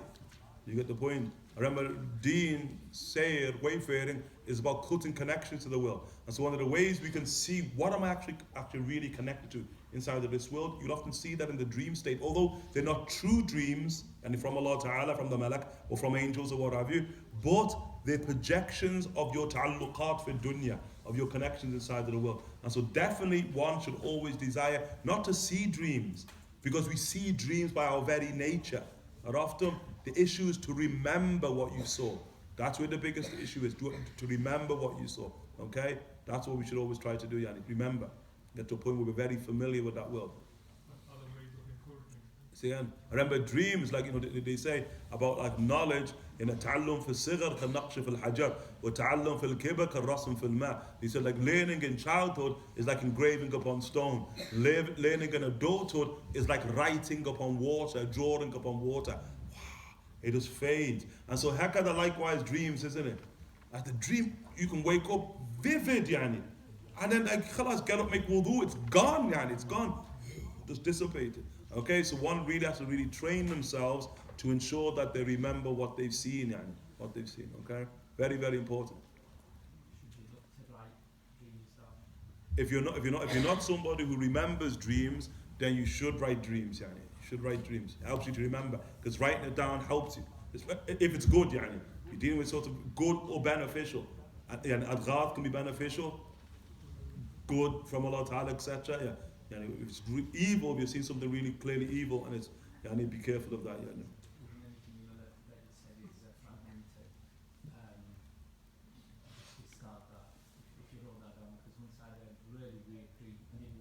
Like his. I wasn't here, but it was just all over, and I sort of woke up and thought, okay, I'm going to put this down. And then when I looked at it, the writing didn't make sense. I was like, what just happened there? So that sort of thing you can just start. No, you can, but sometimes in those dreams, it tells you a lot about you. That's the whole point we're saying. Someone's really trying to know themselves, and you can know yourself in truth, but you can also know yourself in falsehood. Yani. You get the point? It tells you a lot about yourself. So, Allah Ta'ala. The key is when you're not writing the dreams down in order to keep your dreams, although some can be like that. MashaAllah tabarak. It's more so by writing them down, you're training yourself to remember your dreams. What you ordinarily want is that when you dream, you can remember what you've dreamt, okay? And it was important enough that the Prophet ﷺ asked the companions for their dreams. And also we know that the Prophet asked them after Fajr, because come dhuhr, khalas, gone in it. So he's asked them straight after Fajr, which one of you's dreamt? I gather the Prophet ﷺ to be more fresher inside of their mind. And that's the Sahaba with the capacity of memory that they have. I mean, the prowess that they have of memory. Yet the Prophet is still early asking them, what is it that they dreamt? Now, no, you are having dreams. It's just that you're not remembering your dreams. That's what we're saying. That's what the question is about writing things down as soon as you wake up. Also, what's really important, yani, sleeping right, yani, make you sleep on the right times, because where dreams are most true, most vivid, yani, are at the times when the Prophet sallallahu alaihi wasallam slept, yani. The times when the Prophet ﷺ slept most vivid. And then even just the way you live, like quote unquote, not sleeping right, but living right. Are often, because the sooner, like the Rasul sallallahu alayhi wa sallam, look at the hadith in Aisha, that the Prophet sallallahu alayhi wa sallam, just before Fajr, the Prophet sallallahu alayhi wa sallam will go to sleep, sallallahu alayhi wa sallam. And as soon as he lays down, yanfukh, the Prophet sallallahu alayhi wa sallam yanfukh, blows. And I don't see people do that. I don't see a person blow in their sleep. See someone? SubhanAllah. They got nubuwah there. As a sifa of the Prophet sallallahu alayhi wa sallam, blows. Meaning, khalas, as they'll say it now, he's in fourth stage, fifth stage, rapid eye motion, sallallahu alayhi wa sallam. That's how they define it now. He's deep, in that world. But the point what we get from the Prophet sallallahu alayhi wa sallam will lie down, boom. He's gone into that world, sallallahu alayhi wa sallam. And part of that is living right. You get my point? Like some of us, because a lot of us, the way we live is not conducive for sleep. You get the point? So we lie down and we're like, like we're waiting for the magic moment to happen. It's like you eat, you should only eat when you're hungry. You should only sleep when you're tired. And if you live right, you'll be tired at the right times inside of the day. It's just that you're dragged into that world in and of itself. And so sleeping at the right time, waking up at the right time, you get the point? This is conducive to you now writing or remembering your dreams. MashaAllah, tabarakallah. Sleeping in the right way, very, very important. And often very important, like as the Prophet slept, fetal right side, and very, very important for dreams. MashaAllah, tabarakallah. Always important. Sleeping in the right way, how you're clothed, okay, really, really important. Like we know of people, MashaAllah, tabarakallah, they got like what are the Imams of our age, one of the Imams of our age, they got a cloak, got a cloak. So he took this cloak. He said every time they put on the cloak, they go to sleep. It's like, mashallah, just the world opens up for them, just in that cloak. That world, mashallah, tabarakallah. So all these things matter. All these things matter, seeing things properly, inshallah. You mentioned that Alam al-Mithal. Is that the word you go to when you're in the dream state? Yeah, it's something called Alam al-Mithal. You have different names for it, yeah, Alam al-Mithal. It's a spiritual word, Alam al-Amar, Alam al-Ruh. Okay, Malakut. You have different words for it, but the same world, world of spirit, because it's the soul. Soul, that's the world the soul is from. So the soul now is inside of this world, embedded in its own world. It's disconnected from its form, from its body, which is often an obstruction for it. So sleep, Prophet sallallahu alaihi wasallam, he said, "Ukhayyal maut," that dream, that sleep is the little brother of death. And part of the meaning, although there's many meanings we get from that, is the disconnection of the actual soul from the body in and of itself. So it's in its world. Of the words that they use, alam al-mithal, for that world, On that issue of the soul leaving the body when they sleep, that there's this new phenomenon that I'm sure you know of called sleep paralysis. People say they're like in between sleep and wake state, and people often experience it tend to say that they like describe seeing these creatures, and sometimes like evil, sometimes good. But they just describe creatures. I've always thought was interesting whether it was like a description of jinn or something like that. But I just thought, is that ever any does that have any consistency with any of the things that you mentioned? As for like between sleep and wakefulness, that's a state. The Prophet spoke about that. He spoke about between sleep and wake state. Sallallahu alaihi wa alihi wasallam. So that very, very clearly is a state that a person can have. Very, very important. And the soul now is still inside of its world. It's still engaging inside of its world. Okay, that. Now as for what they're seeing, Allah Ta'ala alam. You get the point. And we're just saying Allah Ta'ala alam because it's who's saying that. We just must have to be careful about sources of knowledge or what have you. But whatever they're describing, the unseen world is far stranger than that, isn't it? That's what we're saying. It's far stranger. And so meaning you could believe it, but we don't necessarily believe it. Well, khalas,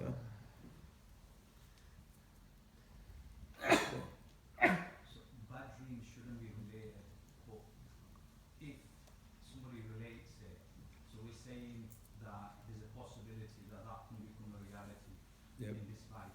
So if somebody who they related to give a good interpretation for that bad dream, is there a possibility that good can come out of that bad dream? Dreams, there's complexity in dreams, yani. So they say that there's dreams that are yani, good inwardly, good outwardly, good inwardly, bad outwardly, bad inwardly, good outwardly, bad inwardly, bad outwardly. So there's a complexity. And ordinarily the outwardly is the mu'abbir. The outwardly is based upon the one who interprets. That's why you're more so outward. It's the one who, it's like what you see and how it's interpreted, how those two things married up. So sometimes you can see good in the dream state and then it's interpreted as being good. Somebody can see bad, but it's interpreted as being good. Have you got the point? And so the mu'abbir is very, very important. And so if somebody's seeing bad, and there's a mu'abbir meaning the one who interprets the dream, interpreter of the dream, if he interprets or she interprets the dream as being good, then khalas, mu'abbir waka. That's a good element of it. We've seen that, yani. We've seen that once we would one of the shuyukh, yani one of the shuyukh, there was a dream being interpreted, and so the dream, Allah Ta'ala alam, I know you learn, you sit with your shuyukh, you learn from your shuyukh, and what have you, and so the novice, it's like the hadith of Abu Bakr in Bukhari there, when the Prophet saw someone relate a dream to the Prophet ﷺ, and Abu Bakr said, Ya Rasulullah, can I interpret this one? So he's just there, Abu Bakr wants to get in and interpret it, and then after Abu Bakr's finished, the Prophet said, Asabta fi ba'd wa akhtabta fi ba'd. Like some of it you got right, some of it you got wrong. Like the Prophet told Abu Bakr al-Sadiq. Anyway, khalas, so somebody tells a dream, somebody says a dream, and then, so the faqir here, like this novice, like, saw the dream in one way. And then what took the faqir by surprise is the sheikh, the habib there, interpreted it in a very different way. Like a really different way, a good way. And then the person left. I said, Ya habib, how that was the interpretation? He says, no, so he explained that sometimes in dreams, the person's told you their dream, and it's bad. So now the mu'abbir, despite the issue of earth, he's got to see the window of good in that bad dream. You get the point? Because here it's understanding the mizan of Allah Ta'ala. Good is not bereft of evil. Evil is not bereft of good. It's just which quote-unquote side, like they're two sides of the same coin. So it's just which side of the coin is Allah Ta'ala showing you. And so the mu'abbir sometimes is trying to get the point. If someone's giving him a bad dream, you don't want to be start saying, Araftum? So the mu'abbir tarbiyah wants to try to find a wedge to get something quote-unquote good out of it, because khalas, inshallah ta'ala, to flip destiny in that way. Alhamdulillah. But people have to have an ahliyah for that, You have to have like a due qualification for that. It's like family members, they might just relate, they shouldn't, or well, from my experience, it's common anyway. So within our family, like this, like so, I don't relate the dream, but somebody relates it, and then though you haven't got the ability or knowledge to be able to interpret it, but you just, mashallah, it's like, no, that's a good dream, and then you say, oh, I think it's, you give it a good interpretation. So because I'm just thinking, the fact that you said that there's a possibility when they manifest it from the tombs, like in become a reality in this life, then for lay people, say somebody relates it to me or another lady, and they just do it, mashallah, good interpretation, then would you hope that inshallah goodness would? Yeah, and Allah there, it's not just on any person interpreting it. I think we have to be careful there. This is what people of due qualification, but it's between one's expression of it and it being correctly interpreted. They're the two wedges we're looking at it. Not just somebody who's offering their opinion on this matter. So we have to not necessarily, well, it obviously is an opinion, but the fact that somebody has told of an evil that they've seen within their dream, so now there's a possibility that will become a reality. If they speak evil, so as we mentioned before, if you speak evil, whether it's true or false, the Prophet has told us to be careful of speaking evil. That's why the Prophet informed us, يَقُلْ خَيْرًا أَوْ لِيَصْمُتْ مَنْ كَانَ يُؤْمِنُ بِاللَّهِ وَيَوْمِ الْآخِرِ وَيَقُلْ خَيْرًا أَوْ لِيَصْمُتْ. Whoever believes in Allah on the last day, let him speak good or remain silent, he says. Don't be careful of speaking evil. Period. Period. Even in jest, be careful of it. He wants to go first though. Joshua was asking, why is it that you experience certain dreams that you wouldn't ordinarily experience while you're in Kitaab. Kashif, we told you yesterday you have to go home in it. Go back to your wife, yani Kashif. If you're having, say again. Kashif having, what type of dream do you have in Kashif? Yani Kashif, yani Kashif. You know what they say? You know what they say about dreams? You know, men and dreams, that men never dream of their wives. That's what they say. Like a man never dreams of his wife. What do you reckon, Kashif? True or false? What do you say?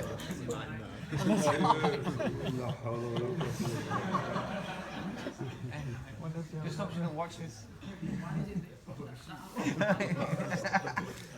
الله أعلم يعني. Again? Alhamdulillah, alhamdulillah. If you've had a dream and it comes true, it's a good dream and it came true, what's the interpretation of having that dream and it actually happening? That's sort of complex, isn't it, yani? Because you had a dream and it came true, so khalas, that's the interpretation, isn't it? It wasn't the exact same like place, and the way it happened as well was quite intense. No. Alhamdulillah, Allah Ta'ala alam. If you have a good dream and it comes true, praise Allah Ta'ala, you know, give charity for the sake, subhanahu wa ta'ala, a lot of shukr to Allah Ta'ala, that's what we would say. And often, yani, people who have dreams that come true, often it's indicative of a purity, what they call khifat ruh. There's a purity and there's a lightness of their soul likewise, by extension. And so that day, alhamdulillah, Allah Ta'ala give you dreams, one thing, but He give you dreams that now you start seeing them come true. MashaAllah, tabarakallah. As a sifar of the Rasul, attribute of the Prophet sallallahu alaihi wasallam, attribute of the Prophets. So a slightly different question. You know, when you mentioned the shahada and actually witnessing, how does that manifest for, say, a born Muslim as opposed to someone who actually like a revert who takes shahada? No, it's the same, yani, same. I don't think there's a difference there. All of us profess the shahada, and all of us are required to realize the shahada. To realize it, all of us, regardless of whether somebody's born Muslim or somebody enters into the fold of Islam, and we're all required likewise, or often to witness it. Jake, you mentioned that if you do the Prophet Sallallahu dream, it is true.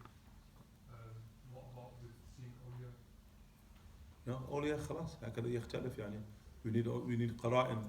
The only true dream in the absolute sense is the dream of the Prophet ﷺ. And here, obviously, we're taking the dominant opinion, because there are imams who contradict that, and there are imams Ahl Sunnah wal Jama'ah who are of a different opinion, that the dream of the Prophet ﷺ is seeing the Prophet in true form. So seeing him in true form, that is the true dream that can't be contradicted. But what dominates is seeing the Prophet ﷺ in any form. Okay, so long as what the Spirit is telling you, this is the Prophet ﷺ in front of me in the dream state. That's it. In your dream state, this is the Rasul ﷺ in front of me. Then that there is the Prophet ﷺ. Obviously, nobody can imitate the Prophet's lessons. Naam. Yeah. Naam. Nothing can imitate the Prophet ﷺ. Yeah, but the ulama anhum urdahum. And some say to imitate him, to imitate his true form. That's the whole point. So some of them say it's about imitation. من رآني في المنام فقد رآني فإن الشيطان لا يمثلني لا يصورني لا يكونني in different riwayas. So they say that this is the true form of the Prophet ﷺ that is being referred to here. His true form. Okay? That's a minority, like Imam Al Qurtubi and others, they have that type of opinion. What dominates is the opinion, they can't imitate the Prophet ﷺ, quote unquote, in any form. They can't make a believer in the dream state think that they're seeing the Prophet ﷺ. That's what dominates there. Any questions, inshallah?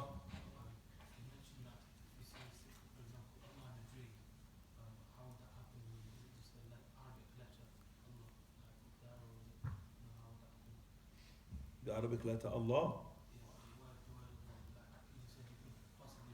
No, seeing Allah means seeing Allah Ta'ala, seeing Allah. Not writing, yani, seeing Allah Himself, subhanahu wa ta'ala. Like the Prophet ﷺ, the Musnad, the Prophet ﷺ, many traditions, but the version of the Musnad of the Prophet ﷺ, رَأَيْتُ رَبِّي فِي أَحْسَنِ الصُّورَةِ, I saw my Lord in the best of all manifestations. Dream state, ﷺ, referring to. You understand? Seeing Allah Ta'ala. But that day very high, yani, obviously very, very high. High and rarefied. Tayyib, any more questions, inshallah Ta'ala? Shloka wants to know how should you sleep right and what should you wear? What the Prophet You should know, the point about what you should wear is ensuring that your aura is covered, yani. That's what I'm trying to say. The same way you would walk outside is the same way in a sense you should sleep inside. Not often. And the Prophet ﷺ would be fully clothed. The Prophet ﷺ would even, his head would be clothed. And you can remember, like, you know, those days, yeah, you remember, I'm talking about, I'm talking even in this country back in the day, you know, like the nightcap, and people would like sleep with something like a nightcap, they'd go to bed with a little bubble on the top or whatever they used to have on it, yeah. But yeah, heck of it, mashallah, people should sleep with their head covered, yeah. You know, and uncovering your head, yeah, it makes you very vulnerable to unseen forces. And of the most important times is when you know, yani, there's a demon right there when you're going to sleep, yani. No, the Prophet said, saying, sleep a long night, sleep a long night. And then that devil, look at the Prophet for real, yani, the Prophet and then when the time comes for you to arise, yani, that demon there is right with you sleeping, now wants to urinate in your ear. The Prophet said, urinate inside of your ear, yani. And after be careful, yani. So you have to sleep right to make sure those unseen forces that interfere in that world, yani, khalas, are put to bed, yani, to bed. So the point, dress, try to be dressed, and then sleeping right. You have to study the Prophet ﷺ, how he slept. Slept fully clothed, head covered, ﷺ, slept fetal position, sallallahu alayhi wa alihi wa sallam. Okay. If we can, the more we imitate him, the better. The lower we are, as the Prophet ﷺ by and large was, low to the ground, sallallahu alayhi wa sallam. Not high up, slept low to the ground. Better. Ahwal and Nabi sallallahu alayhi wa sallam. Try to follow him in his states. But when you say fully clothed, like you mean like, I mean, say you're wearing a top to sleep, coming up to your wrist. Yani what we're stressing here is covering your aura. We're stressing covering your aura and covering your head. Those two things very important. Now, Sheikh said dreams can change destiny. How does that relate to predestination and free will? Dreams can what? He said dreams can change your destiny. If you relate a bad dream, can that change somebody's destiny? He said something along those lines. Now, if you relate a bad dream, the bad dream which is true that you're having is of destiny. And so when you relate it now, you're bringing it down. To get the point, you're bringing it to earth. You understand what we're saying? Yeah, the destiny descends from the throne. The sky that the Prophet goes through, like in Isra Mi'raj, you find in Bukhari and Muslim and others, the most important of them as relates to dreams is the second sky. So the second sky, that second sky there is where destiny yastaqir. Destiny sort of, that's on the question about the alam al-mithal. Often when you want to sort of look at the difference between what's the malakut, what's the amar, what's alam al-ruh, what's alam al-mithal. What you want from the mithal is that second sky, where the son of Mary alayhi salam and Ibn Zakaria, John the Baptist are. That sky, very, very important as a realm, that sort of stores destiny, the good and bad of it, that it's about to descend to earth in and of itself. So now in a true dream, when you gaze into that second sky, in a true dream, you're seeing the events that are occurring as it relates to you, You do not want to be the causative reason for that to descend. Rather, what you want is to keep it there, and then for it to dissipate there. And so you keep it there, as we said, by not relating it, and even sort of as important as that, dua. I mean, dua to Allah Ta'ala right there.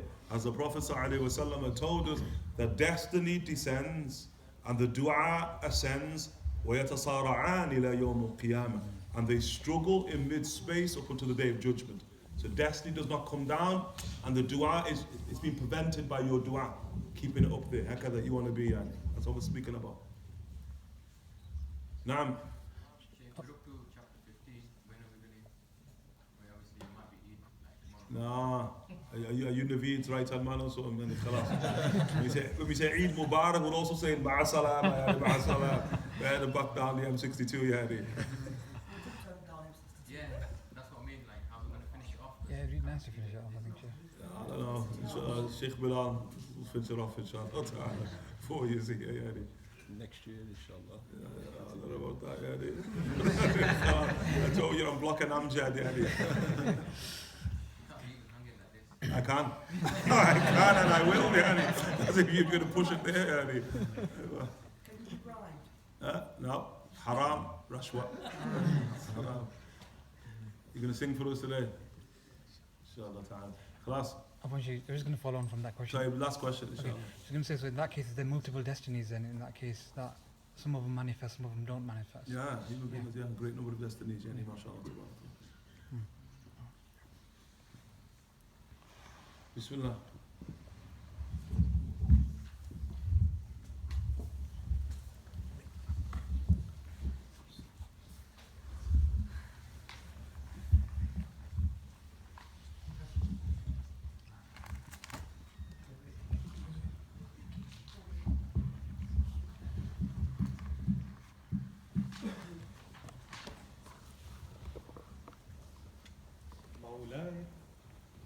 مولاي صل وسلم دائما أبدا على حبيبك خير الخلق كلهم مولاي صل وسلم دائما أبدا على حبيبك خير الخلق كلهم محمد أشرف الأعراب والعجم محمد خير من يمشي على قدم محمد باسط المعروف جامعه محمد صاحب الإحسان والكرم مولاي صل وسلم دائما أبدا على حبيبك خير الخلق كلهم محمد تاج رسل الله قاطبة محمد صادق الأقوال والكلم محمد ثابت الميثاق حافظه محمد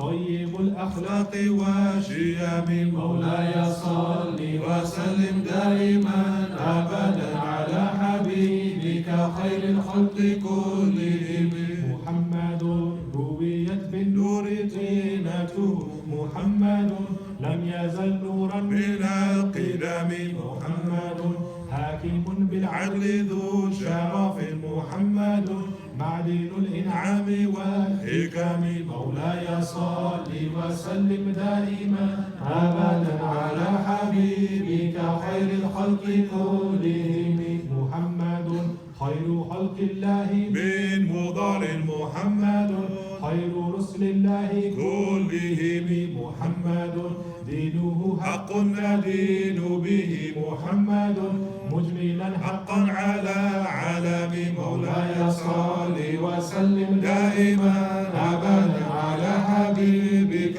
خير الخلق كلهم محمد ذكره روح لأنفسنا محمد شكره فرد على الأمم محمد زينة الدنيا وبهجتها محمد كاشف الغمة والظلم مولاي صل وسلم دائما أبدا على حبيبك خير الخلق كلهم محمد سيد طابت مناقبه محمد صاغه الرحمن بالنعم محمد صفوة البر وخيرته محمد طاهر من سائر التهم مولاي صل وسلم دائما أبدا على حبيبك خير الخلق كلهم محمد ضاحك للضيف مكرمه محمد جاره والله لم يضم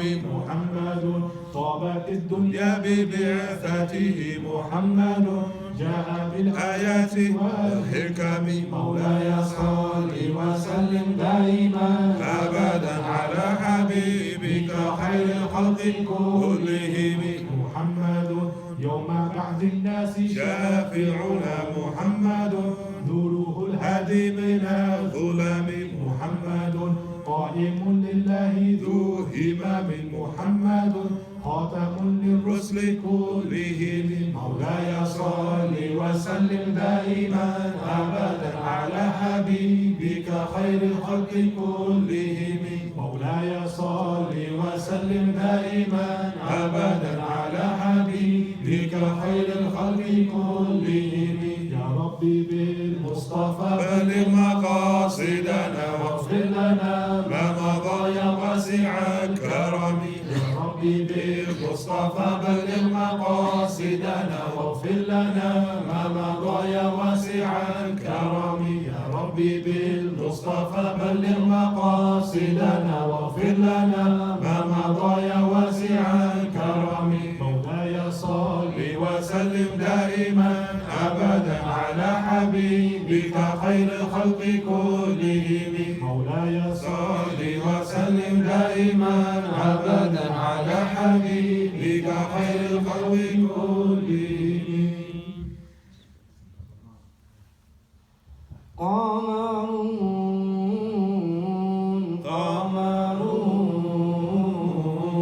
قمر سيدنا النبي قمر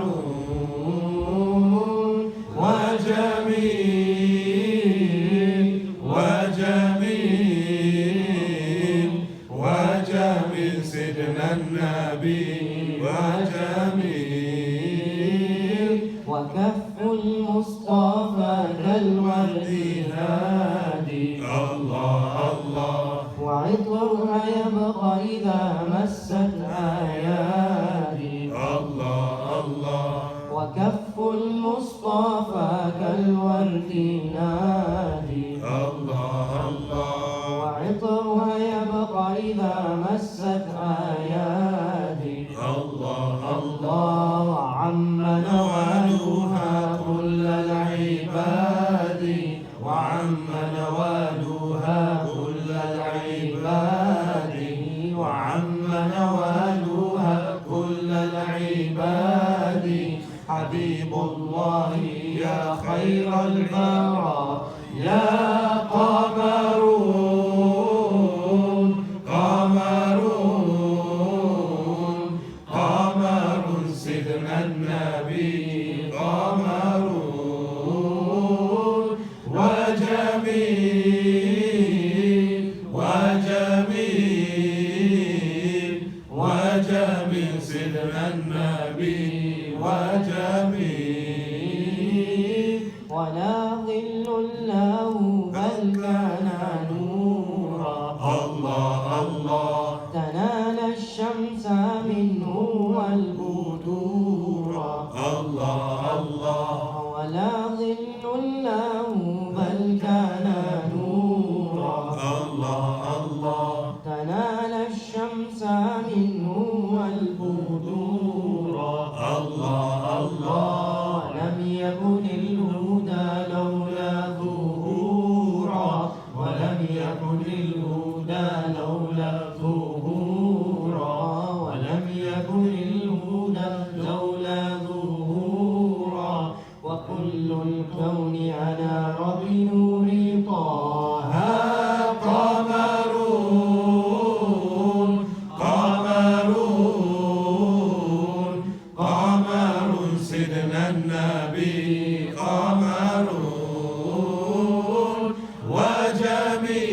وجميل وجميل وجميل سيدنا النبي وجميل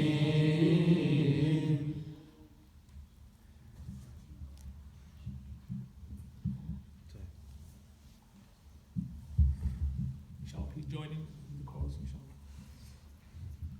لا إله إلا الله لا إله إلا الله محمد رسول الله عليه صلاة الله لا إله إلا الله لا إله إلا الله محمد رسول الله عليه صلاة صلاة الله. قد أتانا في الأخبار عن النبي المختار أن أفضل الأذكار لا إله إلا الله، لا إله إلا الله، لا إله إلا الله، محمد رسول الله عليه صلاة الله. لا إله إلا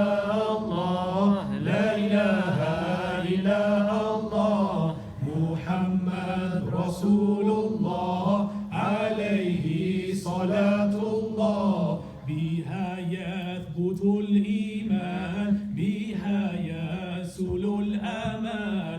كرر أيها الإنسان لا إله إلا الله، لا إله إلا الله، لا إله إلا الله، محمد رسول الله عليه صلاة الله. لا إله إلا الله، لا إله إلا الله، محمد رسول الله عليه صلاة الله. تكرارها ما أحلى، ما أبهاه ما أحلى، تدني العبد من مولاه. لا إله إلا الله، لا إله إلا الله، لا إله إلا الله، لا إله إلا الله، لا إله إلا الله، لا إله إلا الله، لا إله إلا الله، محمد رسول الله عليه صلاة الله.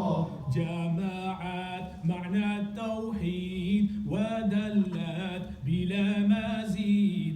كرر أيها المريد لا إله إلا الله، لا إله إلا الله، لا إله إلا الله، محمد رسول الله عليه صلاة الله. هي حسن كالحصين، هي درع كالمتين، ذكر رب العالمين. لا إله إلا الله، لا إله إلا الله، لا إله إلا الله، محمد رسول الله عليه صلاة الله. بها الفوز والنجاة، فيها كل البركات، تنجي من كل الآفات. لا إله إلا الله، لا إله إلا الله، لا إله إلا الله، محمد رسول الله عليه صلاة الله.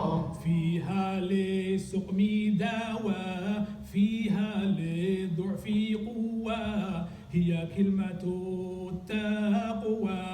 لا إله إلا الله، لا إله إلا الله، لا إله إلا الله، محمد رسول الله عليه صلاة الله. هي شفاء الصدور، هي نور على نور، ذكر رب كالغفور. لا إله إلا الله، لا إله إلا الله، لا إله إلا الله، محمد رسول الله عليه صلاة الله. هي النعمة العظمى، هي مقام الأسماء، ليس تبقي آلاما. لا إله إلا الله، لا إله إلا الله، لا إله إلا الله، محمد رسول الله عليه صلاة الله.